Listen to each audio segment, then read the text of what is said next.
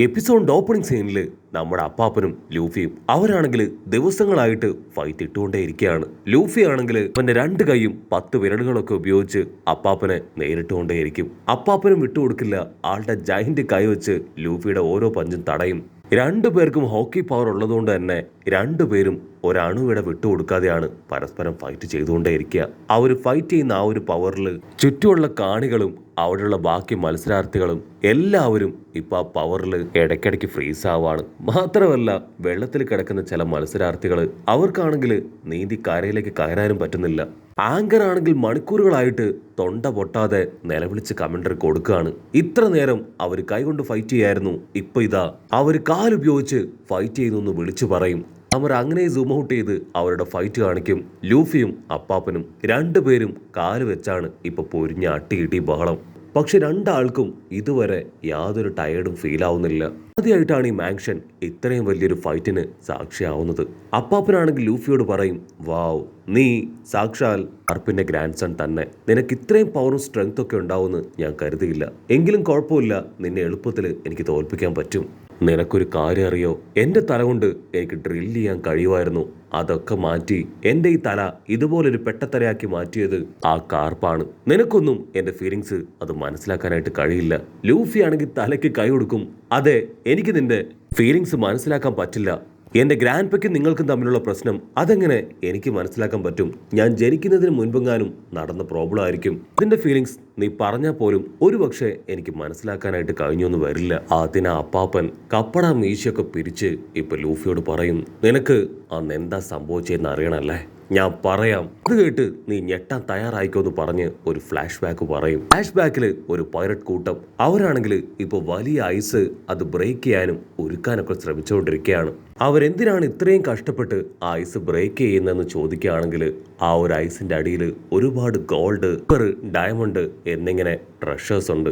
അതെടുക്കാനാണ് ഇവർ മണിക്കൂറുകളായിട്ട് കഷ്ടപ്പെട്ട് അത് ഡ്രിൽ ചെയ്യാൻ ശ്രമിക്കുന്നത്. അവർ കഷ്ടപ്പെട്ട് മുക്കിയും മൂളിയൊക്കെ അത് തകർക്കാനായിട്ട് ശ്രമിക്കും. പക്ഷേ ആ ഒരു ഐസ് പാളി അത് അവർക്ക് ബ്രേക്ക് ചെയ്യാനായിട്ട് കഴിയില്ല. അപ്പോഴായിരിക്കും കൂർത്ത തലയായിട്ട് ഒരു ജയന്റ് അവിടേക്ക് വരിക. ഇത് മറ്റാരുമല്ല, നമ്മുടെ യങ് അപ്പാപ്പനാണ്.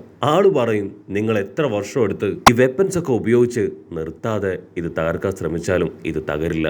ഇതിന് നല്ല പ്രഷറിൽ ഇത് ഡ്രിൽ ചെയ്യണമെന്ന് പറഞ്ഞ് ആൾ ഡ്രിൽ ഡ്രാഗൺ പ്രഷർ എന്ന് പറഞ്ഞ് എടുത്ത് ചാടുകയാണ്.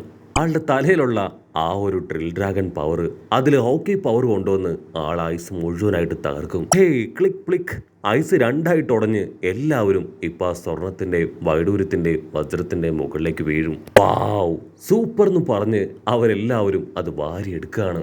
ഇത് ചിഞ്ച ഫാമിലിയുടെ ട്രഷറാണ്, സോ ഒരു കാരണവശാലും ഞാനിത് ആർക്കും വിട്ടുതരില്ല എന്ന് പറഞ്ഞ് ആളുടെ ഫോഴ്സിനെ ഇപ്പൊ അവിടേക്ക് കൊണ്ടുവരും. അപ്പോഴായിരിക്കും കറക്റ്റ് സമയത്ത് നമ്മുടെ കാർപ്പ് അവിടേക്ക് വരിക. ഹേയ് ജിഞ്ച, ഉറപ്പായാലും നിന്റെ ഈ തല അത് ഞാൻ അട്ടിച്ച് തകർക്കും. 8 മൗണ്ടെയിൻസ് നിന്റെ ഈ കൈ ഉപയോഗിച്ച് ഞാൻ തല്ലി പൊട്ടിച്ചു. നിന്റെ ഈ പെട്ടത്തല അതെനിക്ക് വലിയ കാര്യമൊന്നും അല്ല എന്ന് പറഞ്ഞ് അവനുമായിട്ട് ഫൈറ്റ് ചെയ്യാൻ നമ്മുടെ കാർപ്പ് തയ്യാറാവും. അപ്പാപ്പന്റെ ഏറ്റവും വലിയ കോൺഫിഡൻസ് ആളുടെ ആ ഒരു ഷാർപ്പ് തലയാണ്. സോ കാർപ്പിന്റെ പവർ എന്താണെന്ന് തിരിച്ചറിയാത്ത അപ്പാപ്പൻ ഇപ്പോ ആളുമായിട്ട് ഫൈറ്റ് ചെയ്യാൻ തയ്യാറാവും. അങ്ങനെ രണ്ടുപേരും പൊരിഞ്ഞ അട്ടിയിടി ബഹളം. ലൂഫി അപ്പാപ്പനും ഇപ്പൊ ഫൈറ്റ് ചെയ്യുന്നതിന്റെ 10 മടങ്ങ് ശക്തിയിലാണ് അവർ ഫൈറ്റ് ചെയ്യുക. ആ ഒരു ഫൈറ്റിന്റെ അവസാനം കാർപ്പ് ഒക്കെ പവർ ഉപയോഗിച്ച് അവന്റെ തല അതങ്ങനെ തകർത്ത് നോർമൽ തലയാക്കി മാറ്റുകയാണ്. ചുറ്റുമുണ്ടായിരുന്നവരെല്ലാവരും ആ കാഴ്ച കണ്ട് ഷോക്കാവുകയാണ്. അവിടുന്ന് അങ്ങനെ ബ്ലാക്ക് ഔട്ട് ചെയ്ത അപ്പാപ്പനെ ആണെങ്കിൽ ആളുടെ അസിസ്റ്റൻസ് കൂട്ടിക്കൊണ്ടുവന്ന് ട്രീറ്റ്മെന്റ് ഒക്കെ കൊടുക്കും. ആള് കണ്ണു തുറന്ന് ഷോക്കാവുകയാണ്. എന്റെ തലയിലുണ്ടായിരുന്ന കൂർത്ത ഡ്രില്ലർ അതവിടെ, അതിനെന്ത് സംഭവിച്ചു ചോദിച്ച് ആൾ ടെൻഷനാവും. അവിടുന്ന് അങ്ങനെ ബ്ലാക്ക് ഔട്ട് ചെയ്ത അപ്പാപ്പനാണെങ്കിൽ ഇപ്പൊ ഐസിൽ തലങ്ങും വിലങ്ങും ഇട്ടിക്കുകയാണ്. ആ ഡ്രില്ലിംഗ് ഷാർപ്പ് എഡ്ജ് അതിപ്പോ തലയിൽ ഇല്ലാത്തത് കൊണ്ട് തന്നെ ആളെ കൊണ്ട് ആ ഐസ് തകർക്കാനായിട്ട് കഴിയില്ല. അതിൽ ഒരുപാട് വിഷമിച്ച് പൊട്ടിക്കരഞ്ഞ് അപ്പാപ്പൻ ദേഷ്യപ്പെട്ട് പറയും, കാർപ്പ്, നിന്നോട് ഇതിന് ഞാൻ തീർച്ചയായിട്ടും പ്രതികാരം വീട്ടും. നിന്നോട് മാത്രമല്ല, നിന്റെ മക്കളോട്, നിന്റെ മക്കളുടെ മക്കളോട്, അങ്ങനെ എല്ലാ തലമുറയോടും ഞാൻ ഈ പ്രതികാരം വീട്ടും. അവിടുന്ന് അങ്ങനെ സീൻ കട്ട് ചെയ്ത് ഇപ്പൊ പ്രസന്റ് കാണിക്കും. അപ്പാപ്പൻ തീർത്തു പറയും, അന്ന് മുതൽ എനിക്ക് എൻ്റെ ലൈഫും ഞാൻ കഷ്ടപ്പെട്ടുണ്ടാക്കിയ ട്രഷറും എല്ലാം നഷ്ടപ്പെട്ടു. എൻ്റെ പവറും എനിക്കില്ലാതായി. ഇത്രയും കാലമായിട്ട് ഞാൻ കാത്തിരുന്നത് നിന്നെപ്പോലെ ഒരുത്തനെ എൻ്റെ കയ്യിൽ കിട്ടാനാണ്. എൻ്റെ പക അത് തീർക്കാനുള്ള സമയം അതിതാണ്. ലൂഫിക്കാണെങ്കിൽ എന്താ പറയണ്ടെന്നറിയില്ല. നീ സത്യത്തില് ഇത്രയും വലിയ മണ്ടനാണോ? ഗ്രാൻഡ്പ ചെയ്തതിന് എന്നോട് പകരം ചോദിച്ചിട്ട് യാതൊരു കാര്യവുമില്ല. നീ പകരം ചോദിച്ചാലും ഇല്ലെങ്കിലും ഈ മത്സരത്തിൽ ഞാൻ തന്നെ ജയിക്കും. ആ ഒരു ഡെവിൾ ഫ്രൂട്ട് അതെനിക്ക് അവകാശപ്പെട്ടതാണ്. അത് ഞാൻ ആർക്കും വിട്ടുകൊടുക്കില്ല. ഗ്രാൻഡ്പ ആണെങ്കിൽ അതിന് അവനെ നോക്കി ചിരിക്കും. നിനക്കൊരു കാര്യം അറിയോ? എനിക്ക് 500 മില്യൺ ബൗണ്ടിയാണ്. എന്റെ അത്രയും സ്ട്രെങ്തും പവറും ഉള്ള ഒരേ ഒരാൾ മാത്രമേ ഇപ്പൊ ജീവിച്ചിരിപ്പുള്ളൂ. അത് ആ ബ്ലാക്ക് ബിയേർഡാണ്. മാത്രമാണ് എനിക്കൊപ്പം കട്ടയ്ക്ക് നിൽക്കുന്ന ഒരു ഓപ്പണന്റ്. അവന്റെ അത്രയും നിന്നെ കൊണ്ടെന്നല്ല ആരെ കൊണ്ടും ഒന്നും ചെയ്യാൻ കഴിയില്ല. നിന്നെപ്പോലൊരു നുണുങ്ങു പയ്യന് ഒരു കാരണവശാലും നല്ലൊരു പൈലറ്റ് ആവാനുള്ള യോഗ്യത പോലും ഇല്ല. എന്റെ മുൻപിൽ നീ വെറൊരു സീറോ ആണെന്ന് പറഞ്ഞ് അപ്പാപ്പം വീണ്ടും തലകുത്തി നിൽക്കും. അതിനുശേഷം വമ്പം ഫോഴ്സില് ലൂഫിക്ക് നേരെ കറങ്ങി കറങ്ങി അറ്റാക്ക് ചെയ്യാണ്. ഇത്തവണ ലൂഫി ആണെങ്കിൽ അവന്റെ കൈ നീട്ടി അപ്പാപ്പൻ റോൾ ചെയ്യുന്നതിനനുസരിച്ച് ലൂഫി അവന്റെ കൈ ഉപയോഗിച്ച് ഇപ്പൊ അപ്പാപ്പനെ മുഴുവനായിട്ടും റോൾ ചെയ്ത് അങ്ങനെ ടൈറ്റ് ചെയ്ത് പിടിക്കും. അപ്പാപ്പന ആളുടെ റോളിംഗ് നിർത്തേണ്ട താമസം നമ്മുടെ ലൂഫി അവന്റെ കൈ പിടിച്ച് ഒരൊറ്റ വലി. അപ്പാപ്പൻ കറങ്ങിയതിന് കഴിഞ്ഞും 10 മടങ്ങ് സ്പീഡിലാണ് ഇപ്പൊ അപ്പാപ്പൻ കറങ്ങുക. ആ ഒരു കറക്കത്തില് അപ്പാപ്പന്റെ തല കറങ്ങി ശേഷം കിട്ടാതെ എവിടേക്കൊക്കെ തെറിച്ചു പോവും. ആ ഗ്യാപ്പിൽ നമ്മുടെ ലൂഫി അവൻ വീണ്ടും അവന്റെ കൈ ചുരുട്ടി അമ്പം ഫോഴ്സില് അപ്പാപ്പന്റെ വയറ്റിൽ തന്നെ ആഞ്ഞൊരിട്ടി. ആ ഒരു ഇടിയിട്ടി അപ്പാപ്പൻ തെറിച്ചടിച്ച് ദൂരെ പോയി വീഴും. അപ്പാപ്പനാണെങ്കിൽ ശ്വാസമൊക്കെ വലിച്ചു വിട്ട് കഷ്ടപ്പെട്ട് എഴുന്നേറ്റ് നിൽക്കും. ഓ, ഞാൻ വിചാരിച്ച പോലെ അല്ല. നിനക്കും നിന്റെ ഗ്രാൻഡ്പയുടെ അത്രയും തന്നെ പവർ ഉണ്ടല്ലേ? ഓക്കെ, കുഴപ്പമില്ല. നിന്റെ ആറ്റിറ്റ്യൂഡൊക്കെ നല്ലതാണ്. പക്ഷെ നീ ഒരു കാരണവശാലും ജയിക്കാൻ പോകുന്നില്ല. നിന്റെ ആഗ്രഹം ആ 4 എംപറേഴ്സിനെ തകർക്കണം എന്നതല്ലേ?